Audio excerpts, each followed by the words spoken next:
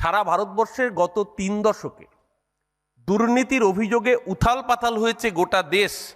যেই অভিযোগগুলোকে সামনে রেখে তাদের মধ্যে অন্যতম এই অভিযোগ, সেটা ছিল কেজরিওয়ালের সরকারের বিরুদ্ধে।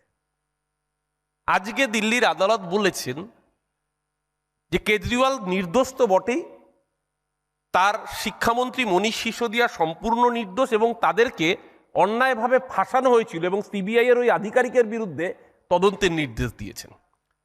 কিন্তু দুর্নীতি ইস্যু হয়েছিল বলে কেজরিওয়ালের সরকারটাই পড়ে গিয়েছিল। কাট্টু 1 দশক আগে চলে আসি। নরেন্দ্র মোদী ক্ষমতায় আসবেন তার আগে আন্না হাজারে ক্রুসেড, সারা ভারতবর্ষ উত্তাল হলো 2G স্পেকট্রাম কেলেঙ্কারি।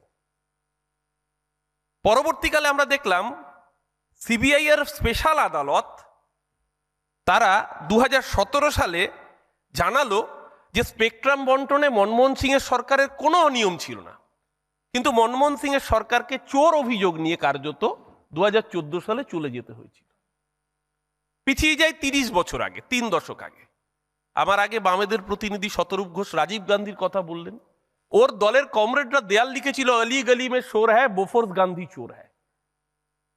রাজীব গান্ধী বোফোর্স কামান কিনতে সুইডেন থেকে ঘুষ নিয়েছেন। বিশ্বনাথ প্রতাপ সিং, বামেদের যৌথ শক্তি, তারা রাজীব গান্ধীর সরকার, কংগ্রেসের সরকার পতনের কারণ হয়ে গিয়েছিল গোটা দেশ। আবার দেখা গেল বোফোর্স কামান কেনাতেও কোনো অনিয়ম হয়নি এবং সেই কামানের সহযোগিতায় 1999 সালে যখন আমাদের দেশ কার্গিল যুদ্ধ লড়ল, বোফোর্স কামান তাতে অত্যন্ত সহযোগী ভূমিকা পালন করেছিল এবং ভারতীয় সেনাবাহিনী জয়ে উল্লেখযোগ্য অবদান রেখেছিল।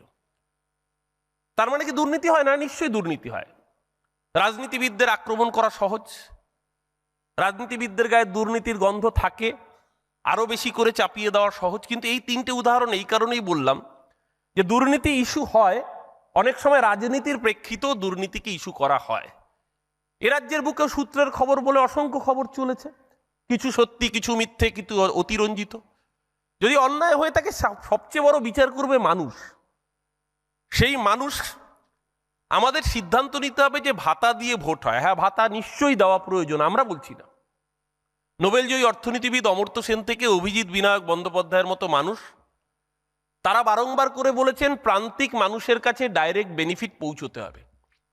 আজকে পশ্চিমবঙ্গ জিএসডিপির নিরিখে সারা ভারতবর্ষের মধ্যে 3য় স্থানে রয়েছে, মুম্বাই এবং দিল্লির পরে। এবং মাথায় রাখতে হবে বেঙ্গালুরুও পশ্চিমবঙ্গের নিচে রয়েছে, হায়দ্রাবাদ পশ্চিমবঙ্গের নিচে রয়েছে।